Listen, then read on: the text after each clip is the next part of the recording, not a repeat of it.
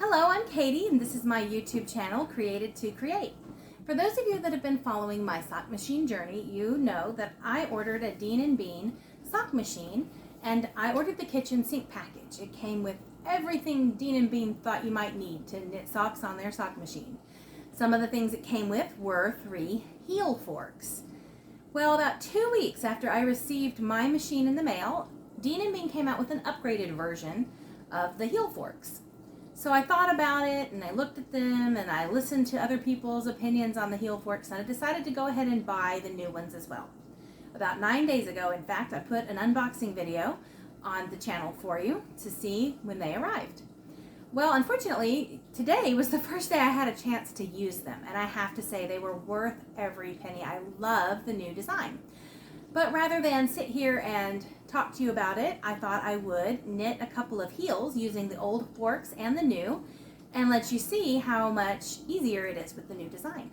But first, before we go to the machine, I do want to do a quick side-by-side comparison so you can kind of see some of the differences and improvements from the old forks to the new. Alright, so the original set of heel forks that came with my Dean & Bean sock machine, they look like this. They have 3 metal prongs, a 3D printed shaft, and a lead weight covered with 3D printed material. They came in colors that coordinated with my machine. They're very pretty. Mine were at least, a little less durable than you might have liked. I dropped them a few times on the floor and have had a couple break. But they glued back together and worked fine. This is the one that's not broken. So these were the original ones that came with my machine. Then new sock heel forks, they look like this. So some things that are different, they have only the 3D printed casing around the lead weight. The shaft and prongs are all metal. Beautiful. I love the Dean & Bean logo on the handle. So side by side to compare, you can see that the original heel fork is quite a bit longer actually. The weight is shaped different. The prongs are thinner and they're longer on the angle here. This part is longer than these, which has a much shorter. There's only 2. They hang lower. They're quite a bit heavier. In fact, if we get my little scale here, turn that on. So the original heel fork weight is about 167 grams. Whereas this new one is 317 grams. So that's quite a bit of difference in weight.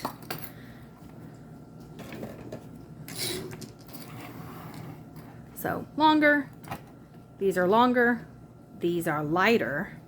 They have much longer prongs, shorter, heavier, much shorter prongs. So I've got Succa Latte all set up. The cast on bonnet is on. The waist yarn is on. I've went ahead and done the ravel cord. I'm going to start by knitting about 10, maybe 15 rows of my project yarn. Just get it started. Adjust my little weight here.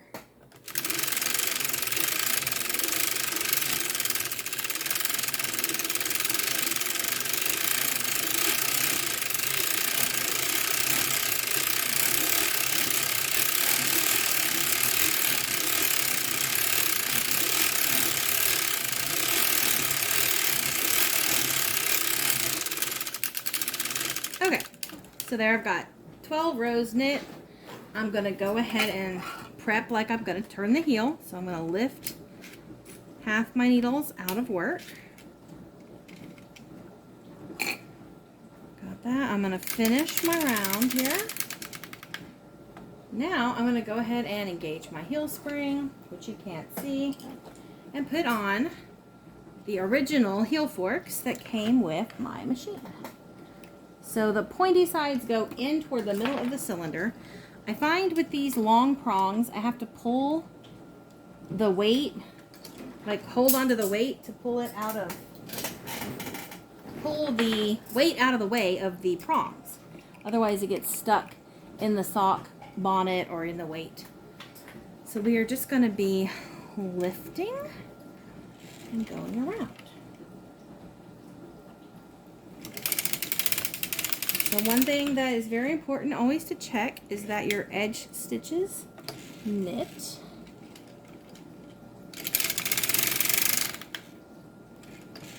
You want those to knit. Now, I know on the Dean and Bean video, she talks about using her finger to push the needle towards the yarn feeder so it makes sure it catches. I don't like to do that. I actually just use this little loom tool and pull the yarn just toward the needle. I find that that works better for me. I don't have to get my fingers down in there. Whoop. If I miss, if I'm not paying attention and I don't get it, I just tuck it back under there. So far I've done pretty good. All my stitches or all my needles are knitting here. Oh, but there we go. I just missed the one down on this end, so I need to fix that. And you can see I've missed the one on this end. So clearly it is time, and maybe past time, to move up my heel forks. Get that stitch fixed real quick. Fortunately, fixing them is pretty easy.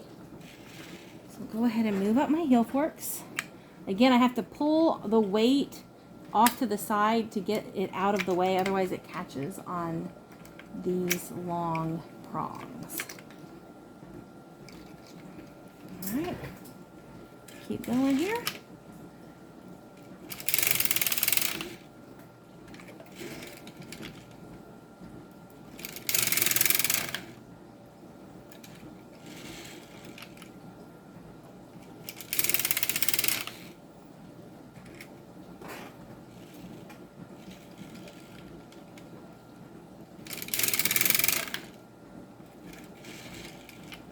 Doing all right.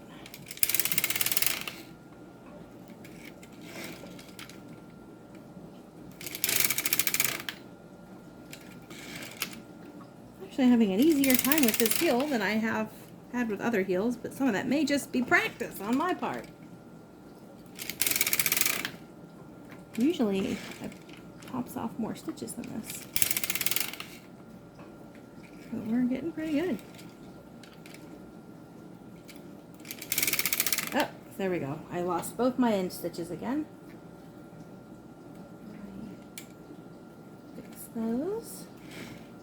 And I'm almost done. I am doing the last 2 needles now before the target marks.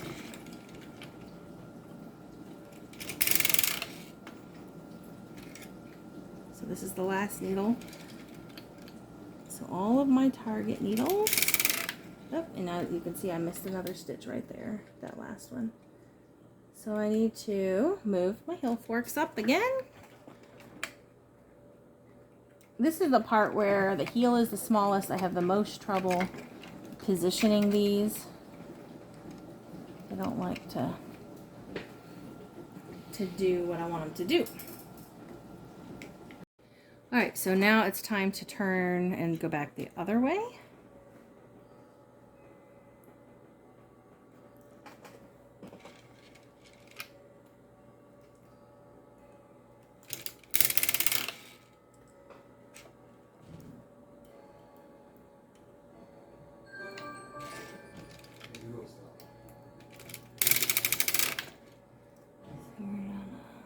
Keep going back.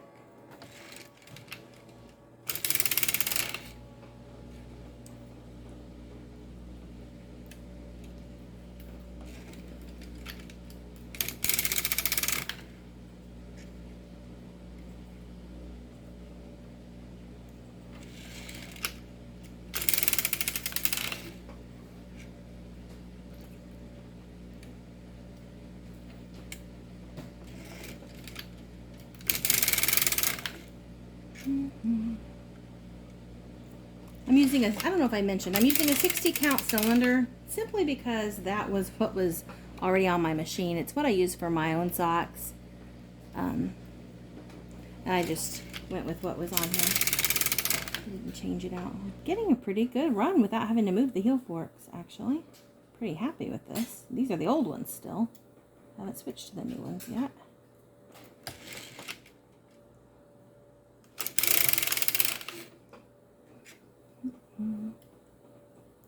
Just keep going.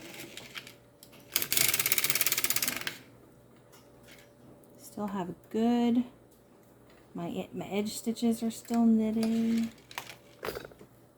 My child just walked by and bumped my camera. So let me get that reset.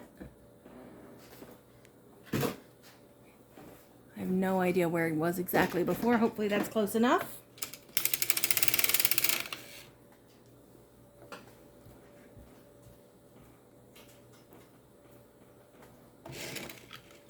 So I have you watching from the 12 o'clock position on the cylinder. That's where Dean and Bean usually orients their tutorials and things.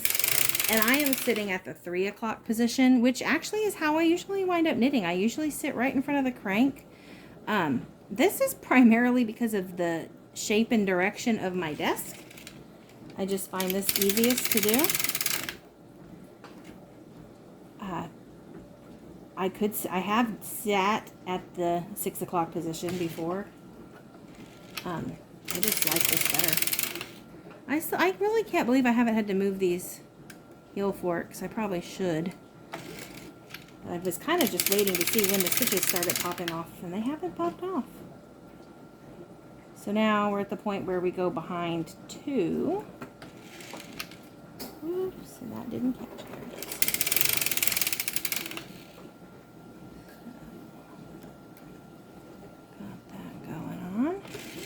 So that is one heel done with the old stitch markers and or heel forks, and I actually did not have as much trouble with that one as I have done with some other ones. I'm going to remove my heel forks. I'm also going to go ahead and remove my soft weight just so I can put in my clamp.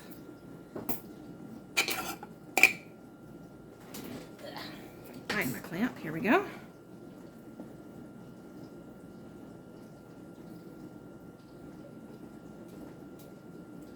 I think I'm removing it a little early. I think I still have to go behind 2.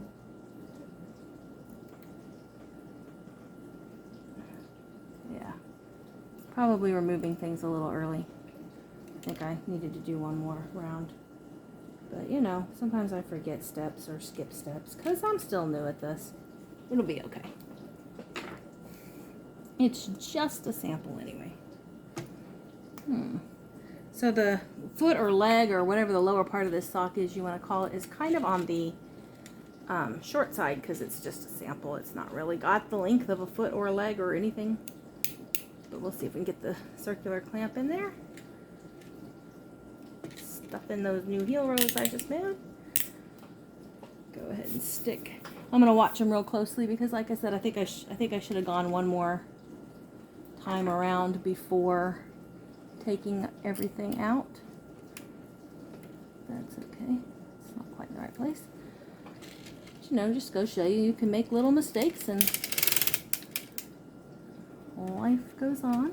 Push everything down. I'm going to reset my row counter here to, I don't know, 20 or 30 rows in between. Oh, I need to disengage my heel fork too, or my heel spring. There we go. Alright, I've done something a little funny because I'm going the wrong direction at this point. But the point of this video is not to make a heel so much as just to see the difference in the heel forks.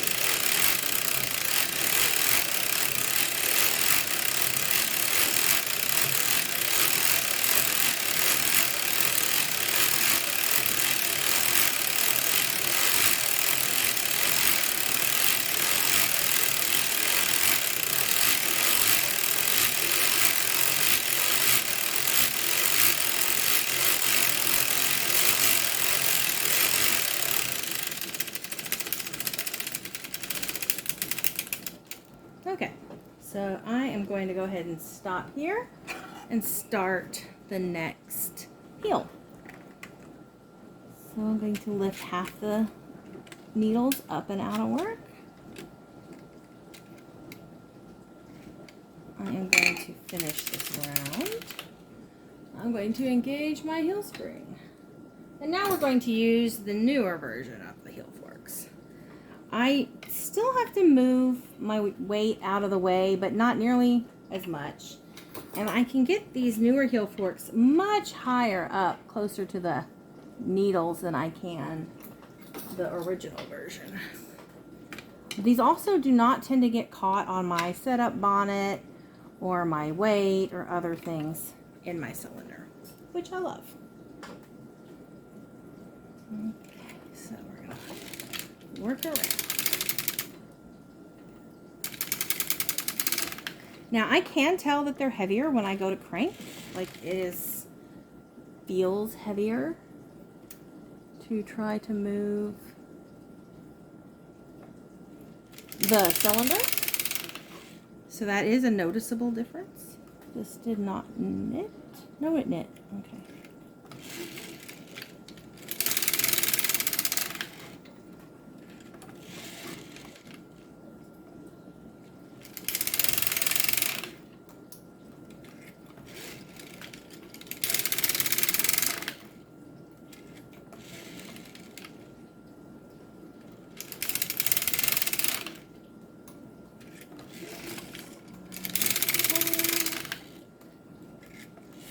Still haven't needed to move my weights.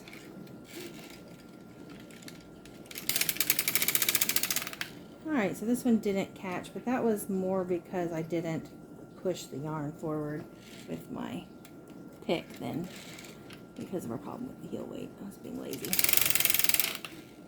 Oh, well, maybe just time to move up my weights. That didn't catch either.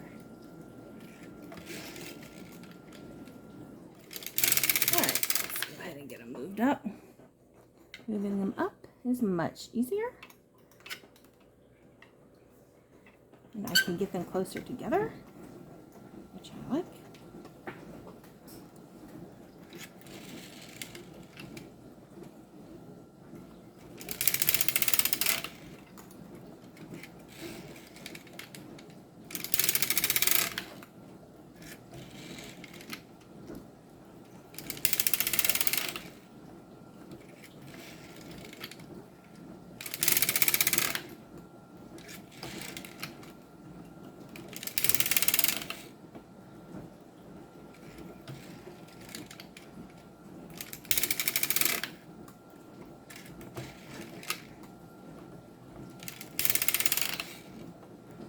Alright, so I'm at the point of my target mark now. Well, all of the ones are knit, so now we're going to drop 2 and start going back around. Probably should go ahead and move my heel forks up, but you notice I haven't needed to. But we will, just because of where we're at in the process here.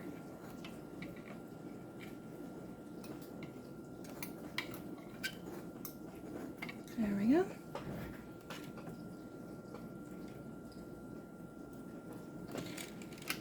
So either set of heel forks, I still have to make sure that the yarn reaches the hooks, the needles. And do that either way.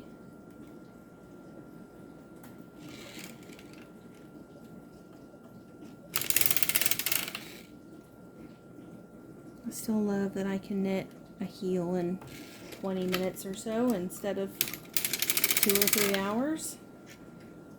I'm sure eventually the novelty of that will wear off, but it hasn't yet. Oops, I got that caught on the heel.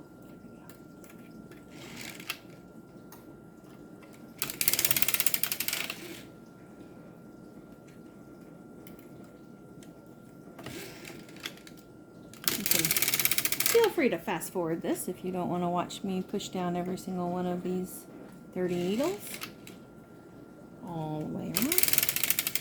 Well, I guess technically you only push down 20 because you don't do the 10 center needles.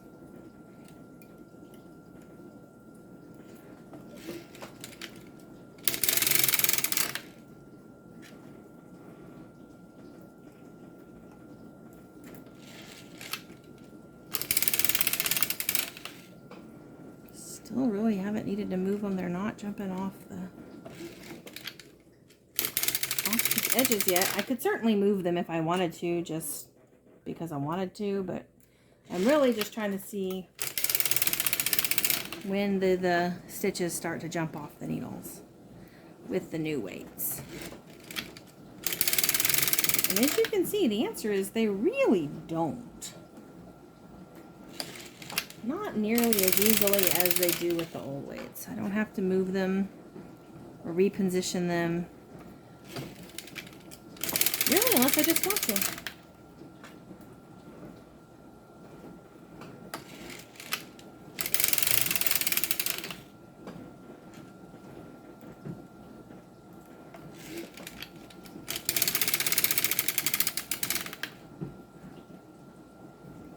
I think this is the point at which I kind of did something off on my other heel. I'm not really sure what I did. I think I forgot to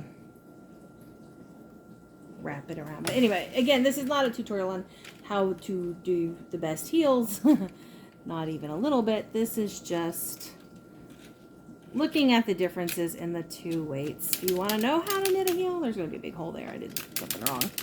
Then by all means, I strongly recommend you go to the Dean and Bean YouTube channel and take their tutorial on how to do heels, because she walks you through step by step. I don't have any trouble doing the heels when I use her videos. Right now I'm just trying to do them from memory, and I clearly don't have the process totally memorized yet.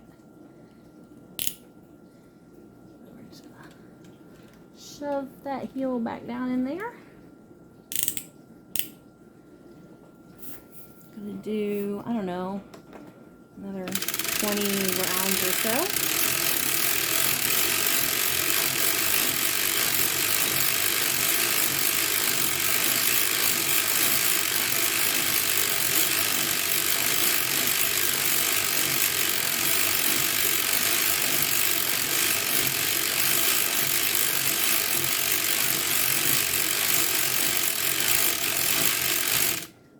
And then I'm gonna just crank this baby right off of the machine.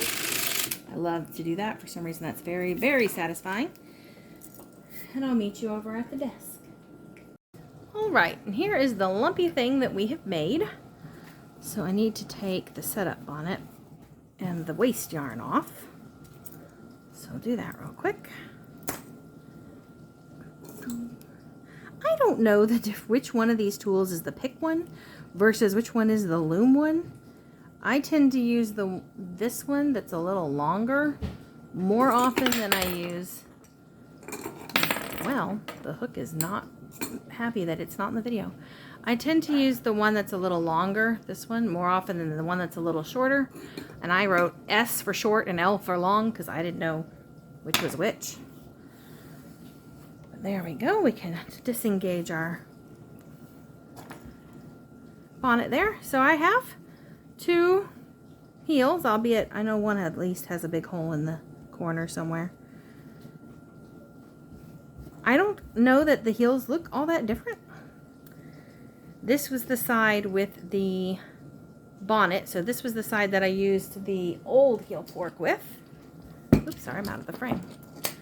And this side over here is the side that I used the new heel fork with. Oops, sorry. And I have two heels, so some of that might have been, there's the hole. I knew I had a hole because I didn't really do my heels exactly right, but both weights work, both weights make the heel, but I just find this one to be less fiddly than this one. And that is just my opinion.